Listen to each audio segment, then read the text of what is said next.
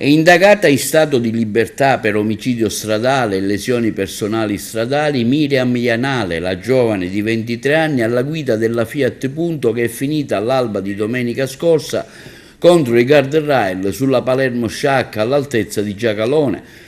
Nell'incidente hanno perso la vita il figlioletto di 16 mesi Abdirrahim e la ventenne Selma El Mokeat, zia del bimbo. La giovane, arrivata in codice rosso al pronto soccorso, è stata dimessa dal reparto di terapia intensiva ed è tornata a San Giuseppe Jato.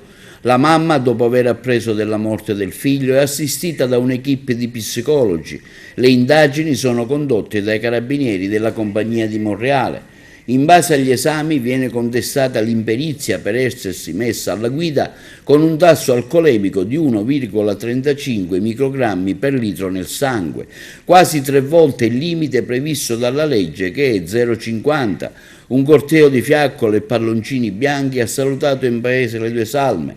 Il bimbo di 16 mesi e la ventenne morti nell'incidente. La comunità locale si è stretta attorno alla famiglia magrebina, giunta alcuni decenni fa in paese. I corpi sono stati purificati e bendati, così come prevede il rito funebre islamico che inizia con il lavaggio affidato alla donna più anziana della comunità alla presenza dell'imam. I corpi ricoperti di bende bianche sono stati deposti dentro 2 bare, una bianca e una marrone, con sopra una copia del libro del Corano. Erano presenti alla processione il sindaco di San Cipirrello Vito Cannella e il sindaco di San Giuseppe Jato Giuseppe Siviglia.